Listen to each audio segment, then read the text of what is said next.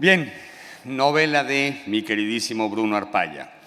Siempre he dicho que de pronto hay novelas que son una aventura, hay novelas que son una historia de amor, hay novelas que son una historia de los locos, y al leer Algo ahí fuera se me hizo una novela de grito, de auxilio, de hay que tener cuidado, cabrones. El tema, que es común, todos hemos hablado y hemos convivido con el cambio climático. Le hemos adjudicado al cambio climático que en Gijón contemos con 5 o 6 climas en menos de 24 horas.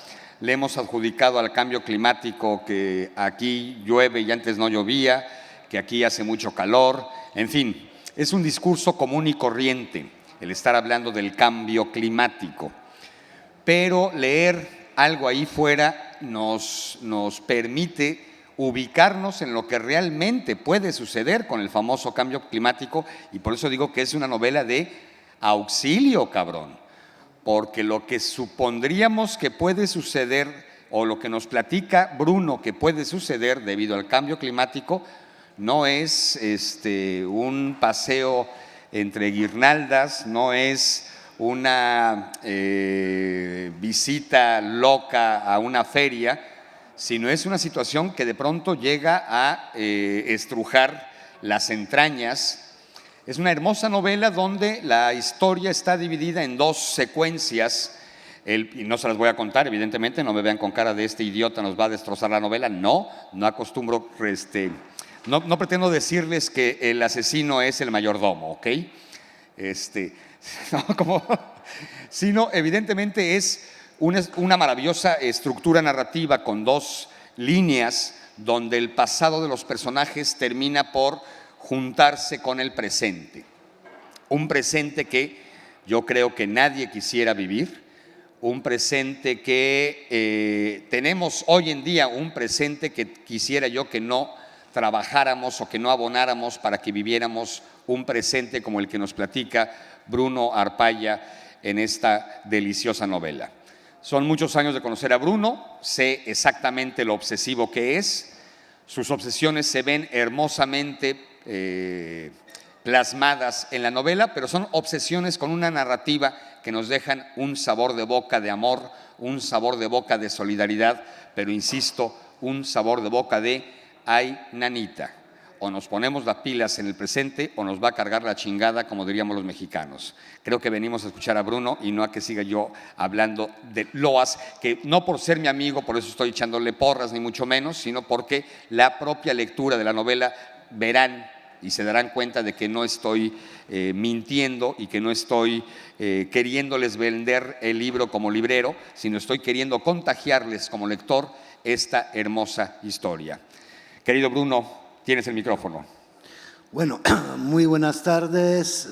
Antes de empezar, quiero agradecer a mi amigo Fritz por aceptar presentar el libro, a Ángel de la Calle y todo el equipo de la Semana Negra por invitarme, el Ministerio de Exterior que sostuvo mi invitación, ustedes que están acá y los que nos siguen vía YouTube, sé que nos escuchan desde Montevideo, incluso un saludo para los amigos de Montevideo. Bueno, ¿de qué va mi novela?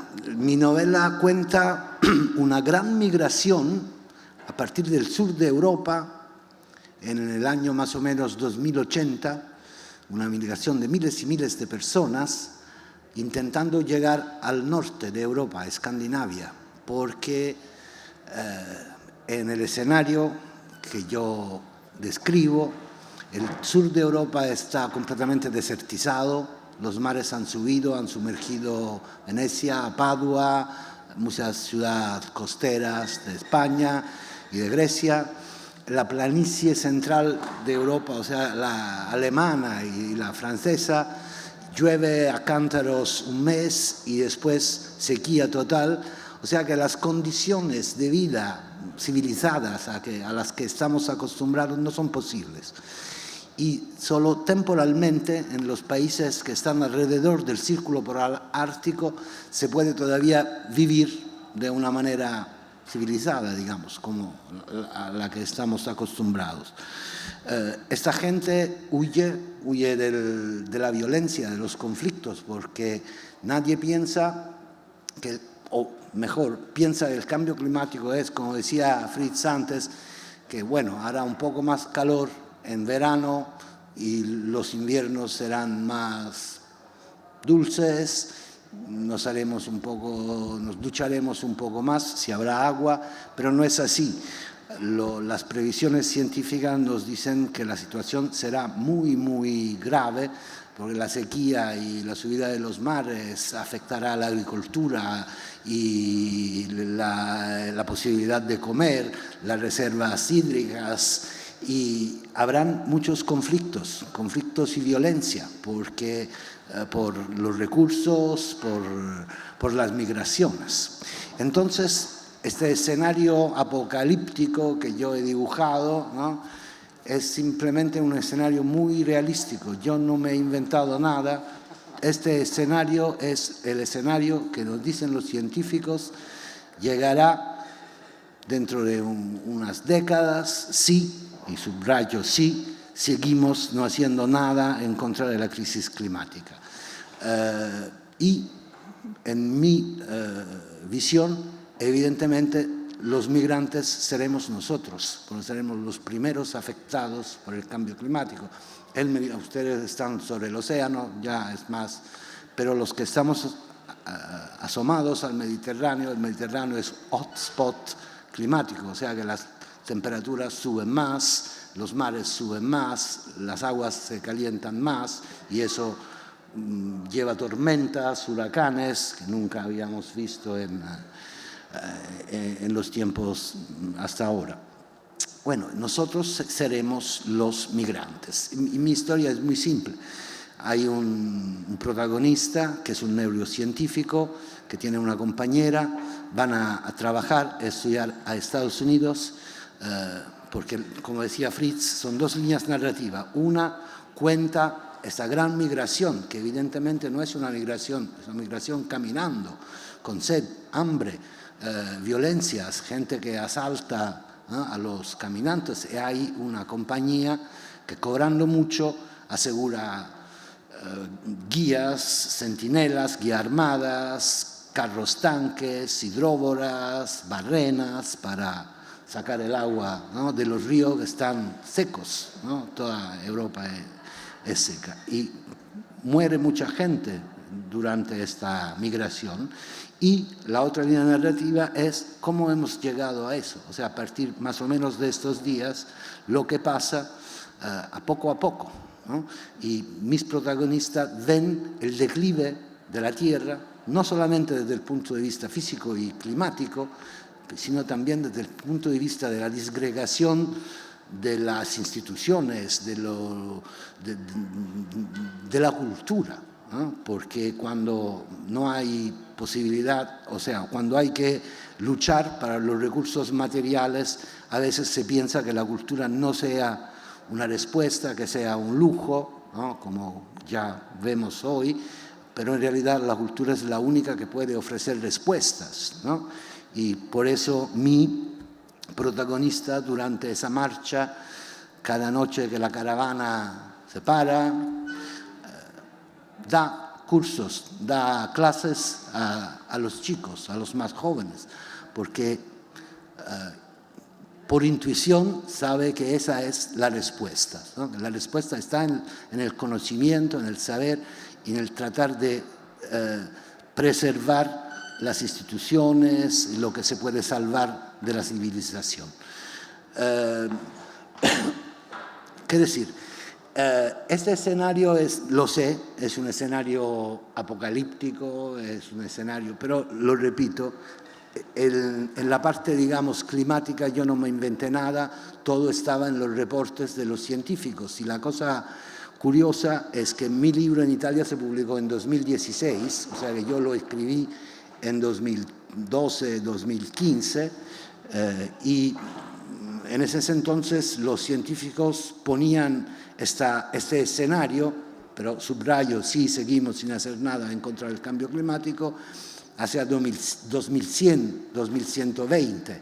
En 5 años, ahora los científicos lo ven mucho más próximo. Ahora estamos acerca de 2070, 2080. O sea que nos queda muy, muy poco tiempo para mitigar los efectos que ya hemos puesto en la atmósfera.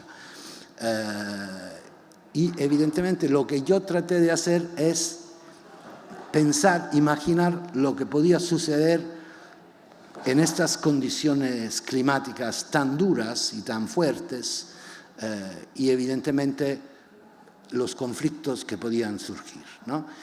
Imaginando nosotros, ¿no?, los mediterráneos, los sureños de Europa, como los migrantes de ahora que vienen de África. O sea, nosotros vemos una pequeña parte, ¿no?, de los que se están desplazando, y se están desplazando sobre todo por razones climáticas. La ONU dice que hay alrededor de 65 millones de personas que se están desplazando por motivos políticos, pero ya hay 200 millones de personas que se han ya desplazado por motivos vinculados con el cambio climático. No los vemos todos porque los desplazamientos son sobre todo locales, pero sobre todo en África y en Asia. Una pequeña parte de esos que son obligados a dejar sus tierras porque se desertizaron, porque los lagos se reducieron, porque hubo sequía y no se podía vivir. Bueno, son una mínima parte los que vemos asomarse a nuestras costas y que intentamos bloquear. Y es lo que nos irá a pasar en mi imaginación. Antes la Unión Europea, cuando es que nosotros, las naciones sureñas, ya no estamos en grado de tener una agricultura que nos sustente, nos dan ayuda, pero después cierran las fronteras al sur de Alemania. Y después cuando también Alemania y Francia y la zona central europea se ve afectada por la crisis climática, se forma una unión del norte de los países escandinavos que bloquea los migrantes que tratan de llegar ahí para vivir, ¿no? Entonces decía, sí, es un escenario, alguien cuando leyó mi libro dijo, me dio pesadillas en la noche, pero a pesar de eso yo creo que mi libro es todavía un libro lleno de esperanza. Hay esperanza colectiva, porque yo veo esperanza en el hecho que miles y miles de personas ya no quieren vivir en un mundo donde vige la violencia, la ley del más fuerte, donde hay un constante recurso a la violencia para los recursos alimentarios, para el agua, ¿no? Y quiere vivir más dignamente, ¿no? Y por eso se enfrenta a una migración de miles de kilómetros caminando, peligrosa, para llegar a tener una forma de vida digna, ¿no? Esperanza, ¿no? Y además hay esperanza individual, porque ya como no es una novela negra, le voy a decir que mi protagonista, después de estar en Estados Unidos con su compañera, tener un hijo, es obligado a volver a Italia, y ahí pierde su pareja y su hijo por motivos de violencia de la sociedad, y vive como 16 años como zombie, porque vivir sin vínculos sociales, sin vínculos comunitarios, vivir como individuo, ¿no?, que es una noción que todo el mundo cree que es natural, pero no lo es. Es una noción que tiene 300 años, no más, nació con la Ilustración. Antes nadie se pensaba a sí mismo como individuo, ¿no? Se pensaba como parte de una comunidad, de una sociedad, y sin eso nosotros no somos nada. Entonces mi protagonista vive como un zombie, ¿no? 16 años, hasta cuando descubre que hay esta sociedad, esta multinacional, es una transnacional, que cobrando muchísimos acompaña a estos migrantes hacia el norte. No tiene el valor para suicidarse y dice, bueno, entonces si tengo que morir, voy, ¿no? pero por lo menos voy a morir en el intento. Pero en realidad lo que pasa durante esta migración es que él reconstruye esos lazos, esos vínculos solidarios, amistosos, afectivos, comunitarios, sociales, con la gente que lo rodea. Y sabe, como decía Machado, se tiene que morir ligero de equipaje, y su equipaje todavía está pesado, porque de alguna manera se siente responsable por los que lo rodean y quiere hacer todo lo que puede para que se llegue por fin a Escandinavia. Bueno, no le voy a contar más, pero no sé si Fritz quiere hacer preguntas, puede interrumpirme cuando quiere. El problema del cambio climático es algo que nosotros no somos capaces de ver en toda su complejidad y en toda su profundidad. No es un evento único como la caída del meteorito que desapareció a los dinosaurios. Son pequeños eventos puntuales, que parecen puntuales, pero que están todos vinculados y que nosotros no vemos. Evolutivamente y neurológicamente no estamos preparados para un fenómeno tan planetario, tan global. Hay un filósofo que se llama Timothy Morton que habla de hiperobjetos, o sea, son los objetos que tienen una extensión espacio-temporal tan grande que nuestro cerebro no los abarca, no puede percibirlos en toda su globalidad. Entonces, ¿cómo podemos hacer, ¿no?, para que la gente se dé cuenta de que el cambio climático es el problema que la humanidad tiene que enfrentar? Porque es esto, ¿no? Nunca en la historia la humanidad, el Homo sapiens, tuvo que enfrentarse a un problema tan planetario, tan grande, y del que él es el causante. O sea, somos nosotros que hemos puesto dióxido de carbono en la atmósfera y hemos calentado la atmósfera. Nuestro estilo de vida, nuestro estilo de consumición, nuestra vida, ¿no?, nuestro capitalismo. Sí, yo no tengo problemas en nombrar esta palabra, que parece que ahora no se pueda nombrar, pero sí, ¿no? Entonces, ¿cómo hacemos? Porque tenemos unos prejuicios cognitivos, los anglosajones lo llaman bias, ¿no? Estamos acostumbrados evolutivamente para los peligros inminente, inmediato, ¿no? La tigre que nos acecha detrás de una mata, pero estos no lo vemos en toda su complejidad. Yo simplemente, a mí me impresionó mucho un dato, por ejemplo en Italia, pero creo que en España sea más o menos igual. En 2009 teníamos 51 eventos meteorológicos extremos. Quiero decir, las lluvias, las inundaciones, los huracanes. Tuvimos huracanes en Europa y no solo le tocan a ellos, ¿no? 51. 2019, 1649. O sea, en 10 años, no sé, hagan ustedes la cuenta de cuánto es, ¿no? Y el mar subió. O sea, que mi libro es un libro que no está hablando del futuro, de nuestros hijos. Las cosas que cuento están pasando ya, ahora. No las vemos todas en toda su complejidad, ¿no? Pero si unimos los puntitos, ¿no?, como en los dibujitos que se unen los puntos y sale un diseño, un dibujo, el dibujo que sale es horroroso, ¿no? No tenemos tiempo. ¿Y cómo hacemos? Yo creo que una arma fuerte que tenemos es justamente la narración. Contar significa que la gente, puedes tocar el corazón de la gente, ¿no?, la parte emocional de la gente. Yo le cito cifras, puedo hacer cifras, pero no. La narración nos permite identificarnos, vivir, ver lo que ven mis personajes, ¿no? Sufrir el hambre, la sed, el peligro, la muerte, sentirse humillados y rechazados, ¿no?, al limitar, ver el mar que cubre Hamburgo o las palmeras en el mar del Norte, ¿no? Porque nosotros no somos solamente nosotros los humanos que estamos migrando, también están migrando los animales, las plantas, ¿no?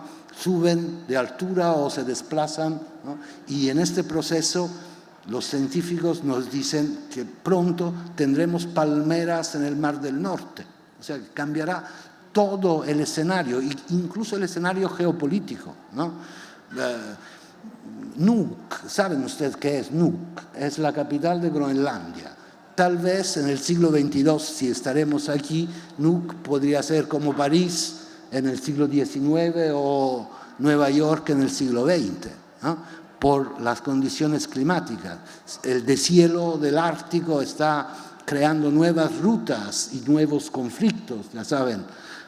Incluso los suecos hicieron ¿cómo se dice? El servicio militar obligatorio otra vez, porque hay un gran conflicto por las riquezas que es bajo el deshielo del Ártico. O sea, está cambiando todo el mundo bajo nuestras miradas y no nos damos cuenta, ¿no?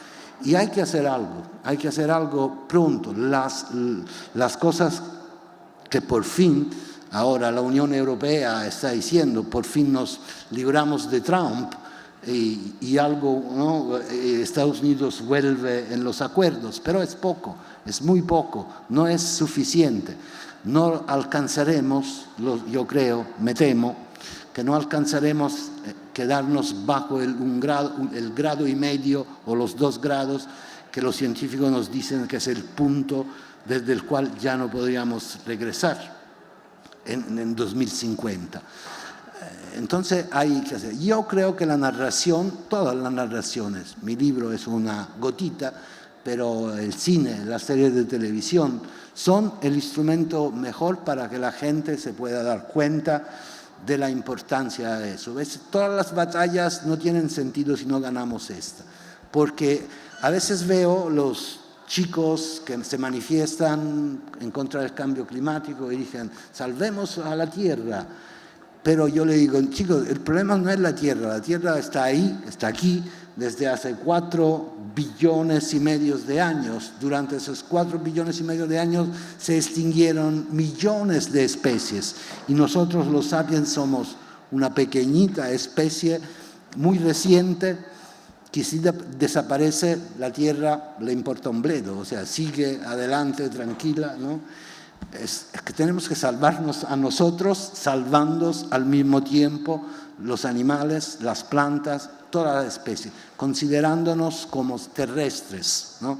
Saber que somos terrestres nos daría la conciencia de que somos parte de algo más grande y que nos damos recíprocamente la vida. Y voy a mencionar, evidentemente, hablas de la comparación entre el 9 y el 19.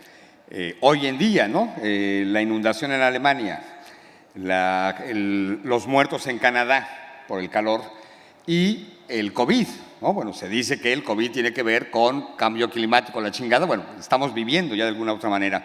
Y ya tocas un tema que para mí me parece trascendente, que tiene que ver con, no es un panfleto, no es un ensayo científico que cuando hablamos, estamos acostumbrados a que cuando se habla de cambio climático te presentan cifras que no entiendes o panfletos, salvemos al mundo, que hemos escuchado mucho. Es una novela, es una narrativa maravillosa, digamos de aventuras, por decir de alguna manera, ¿no?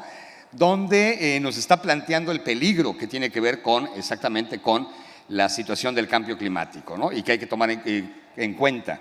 No es un manual para cambiar de actuar, es prever que, repito, ya de alguna u otra manera estamos padeciendo varios de los elementos del cambio climático. No, lo repito, te agradezco, es una novela, o sea, es una novela y no tiene respuestas como tiene que ser la literatura y como es la ciencia, porque pensamos, ¿no? Porque estamos acostumbrados a eso, que la ciencia es el mundo de las respuestas, pero no, la ciencia como el arte es el mundo de las preguntas, nos hace capaces de hacer preguntas cada vez más profundas y más.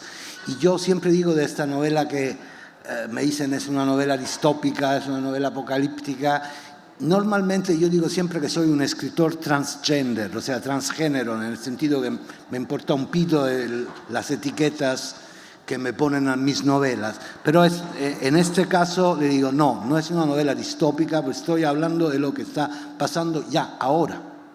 No es simplemente una novela en el futuro. Yo simplemente prefiero decir que es una novela de presente extremo, o de realismo aumentado, como las gafas, de realidad aumentada.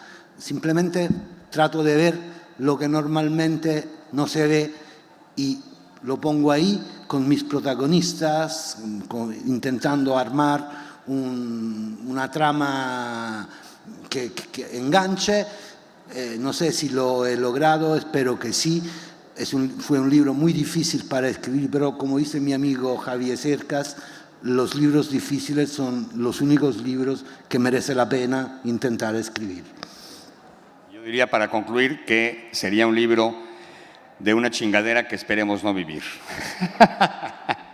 Muchas gracias a ustedes. Gracias, muchas gracias. Semana Negra continúa. ¿Se firman libros o no? Sí. Hay firma de libros en la primera caseta.